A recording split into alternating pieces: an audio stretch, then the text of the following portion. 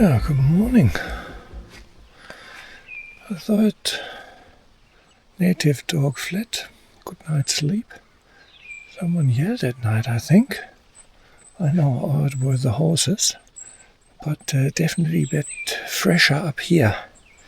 Got a bit fresh in the morning here. I think I need to take my extra blanket out tomorrow. I didn't have that out. Let's have a quick look how cold it is in the car. It's my tire pressure monitor. 14 degrees, it's alright. That's just when the pressure drops too much when it's cold. It's a bit funny, I jinxed myself in the New England Tablelands trip because I said my Delter press lasted over 2 years. And initially when I had that, I thought it's not as robust as AeroPress. And voila, I came home and my Delter press, I took it here out of the car and it fell down on the concrete and it broke. So I've ordered a brand new Delter press, which I haven't used yet. It's my little undercover coffee bag to organize my drawer a bit better. So there's all my coffee stuff in. And I'm gonna have a coffee now.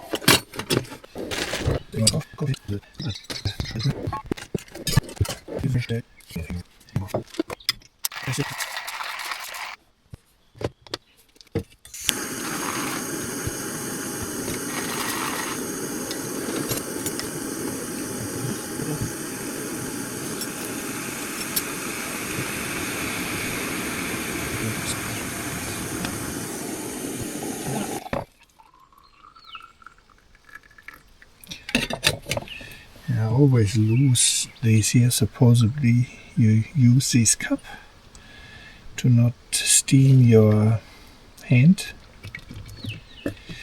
but what I do, you can refill that, which you can't do with the AeroPress. I just cup my hand a little, so pull it out and cup my hand a little, and that is also enough to not burn. You just don't want to have it completely flat, that can be a bit hot.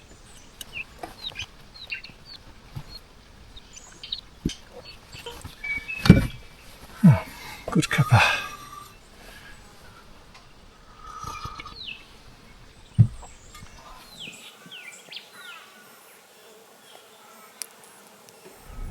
So, on the way to Limestone Creek campground, again, same as I don't even know how many years ago. Davis Plains, the access to the hut and the access from this end to do pretty much Davis Plains trek and do the King's Trek, I think it's called, is locked because of damage. But the last time I was here, it would have been 5-6 years ago, and it was locked. There are still signs up that they're looking into it, but that's a lot of looking into it for a very long time. We just came across a decent tree down here on Limestone Creek trek, and as responsible four-wheel drivers, we cleared the trek. And I couldn't count how often we did track clearance on our four-wheel drive travels. I couldn't count how often we collected rubbish from other people and carried that out. So four-wheel drivers, while there are a few, bogans who do the wrong thing, four-wheel drivers, I think in general, probably do the right thing. So when national parks would come around and clear that track, I don't know when that would be. Given all the closures I see, probably never. So I think four-wheel drivers are vital in keeping tracks open, because keep in mind, you can lock up everything but that means it is not driven at all. National parks would have far more tracks to maintain. And I guess we have seen what happens when there are no access roads, for example in the Wollamai National Park in New South Wales, when these big fires come. And even the fireys don't have access to this remote wilderness. And voila, in one go, millions hectares of pristine bushland, which our government tries to protect and won't let anyone in, has burnt down and has never been visited. So I don't know, it doesn't really make sense to me, you know, unless you really have the resources to properly backburn, and I guess that's another subject don't want to go into. It may be much better to give people access and enjoy nature instead of locking it all up and let it burn down. Anyway, just my 2 bob's worth. And I have to say, and you probably hear it, I am fairly frustrated how it is all going here. And this trip now here to the Snowy River National Park certainly highlights the issues I also see happening in New South Wales with constant closures of tracks.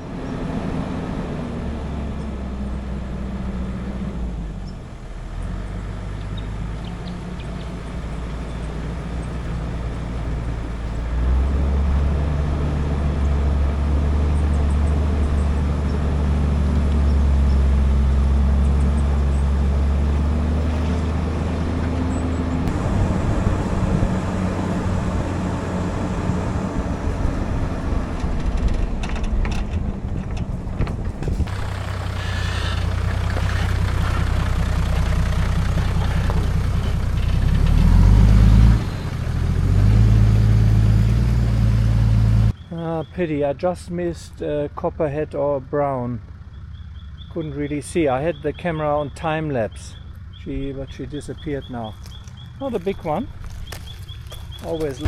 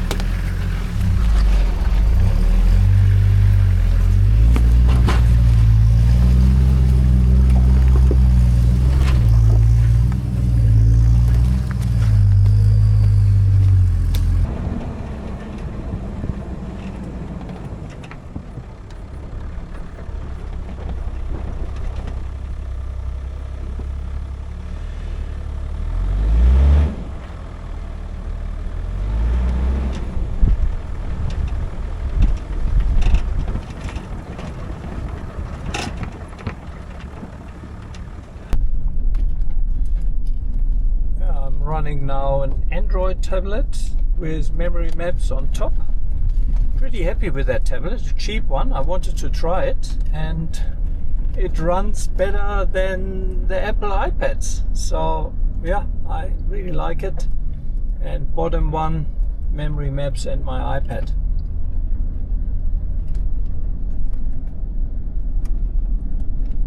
And in case you're wondering which maps I'm using, I'm still using Memory Maps for All with the Hema 4-wheel drive map pack and also the New South Wales and Victorian Topo and rooftop maps. Memory Maps is available for iOS as well as for Android, and I have a link in the video description where you receive a 10% discount on the Hema 4-wheel drive map pack and any of the other maps for that matter.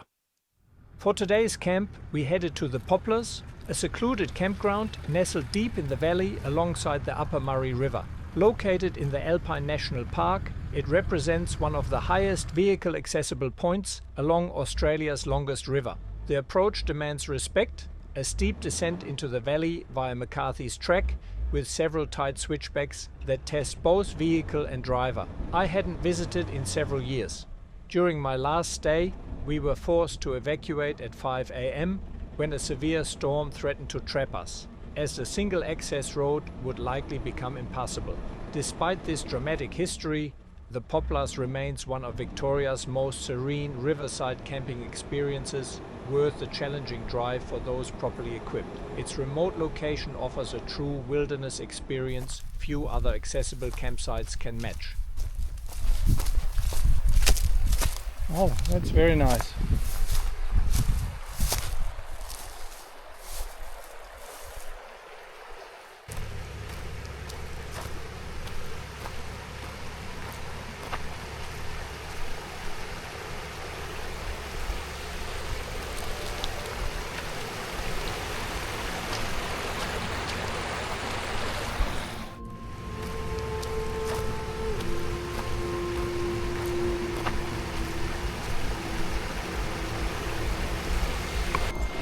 This is the Murray River, the start of the Murray River and the highest public accessible access point.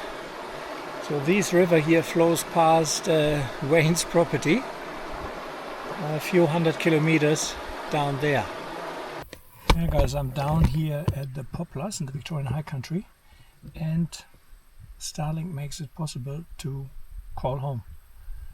One good thing that whole DCS case pretty much brought with it, where I need to be contactable, and Starlink allows me that, but it also means I can talk to my kids, to my wife, which is quite nice.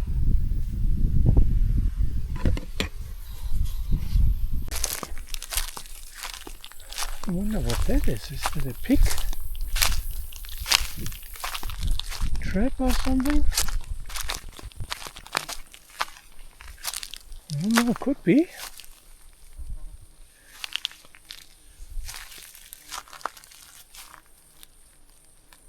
Someone knows what that was? Let me know. Whatever's happened in there, I reckon this has been some form of power plant that's been under a cover and locked up and pushed out into here into the atmosphere to drive whatever's been happening there, like a pump or or something, because that's professionally built. No, good. And then you slide the whole unit back under cover, which is behind timber and under a roof. And when you push it out here, no one can fiddle with it and pinch it. But there's no engine mounts. Oh, thanks, Kerry. But there's tie-down straps. Yeah. Yeah.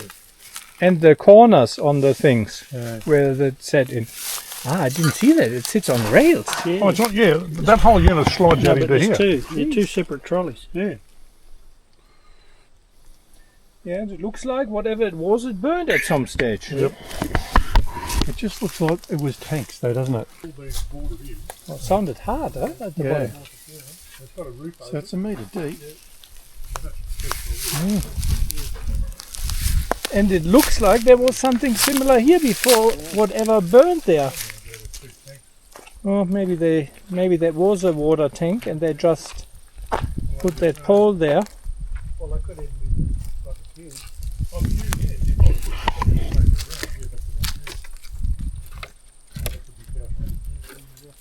Nearly looks like some filtration thing.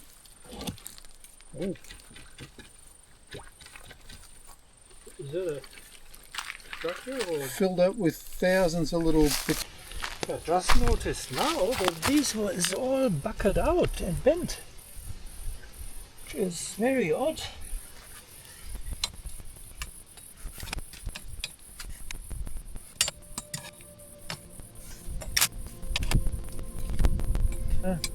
Looks like these actually need maintenance.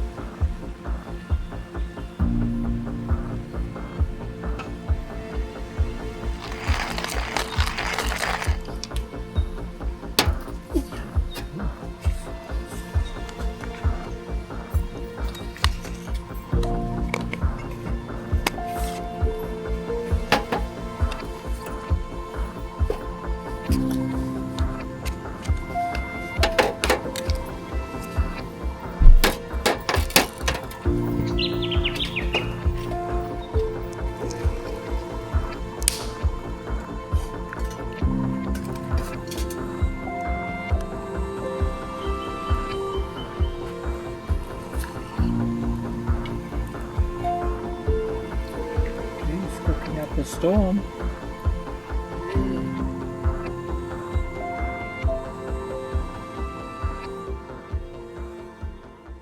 Yeah, we're gonna be leaving the Poplars now, and the plan is we're gonna drive up to the entrance of Davis Plains Trek, and then we go for a walk, because apparently it's only 2.5 kilometers of the blocked section, and then we're gonna drive all around and drive the trek from the other side, and we have a look what their closure is all about and whether it's really so dangerous to drive there. Yeah, sure.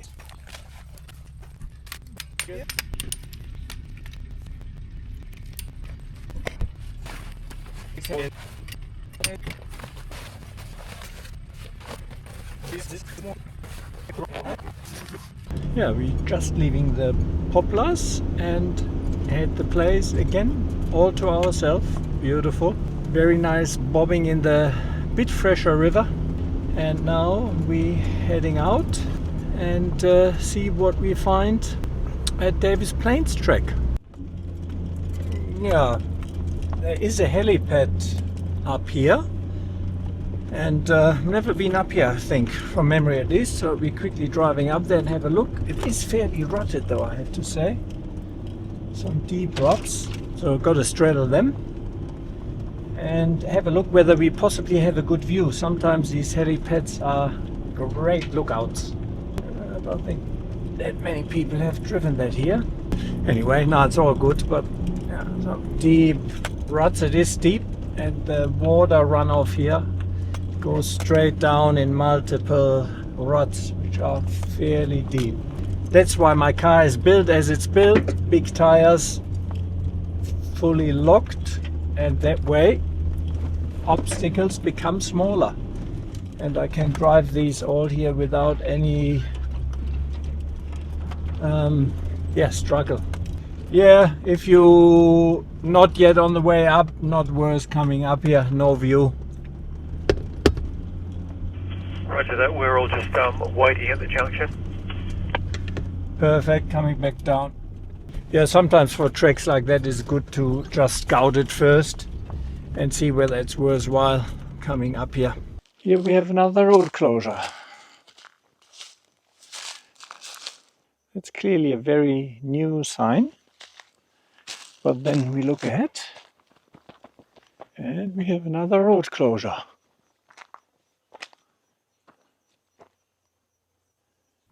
So guys, thanks for watching. I hope you enjoyed the video. Please keep in mind this is a self-funded channel, so I would greatly appreciate if you could help me out by sharing, liking and subscribing. And if you can, please consider head over to Patreon or buy me a coffee, and with the equivalent of a cup of coffee or two per month, you can really help me making these videos.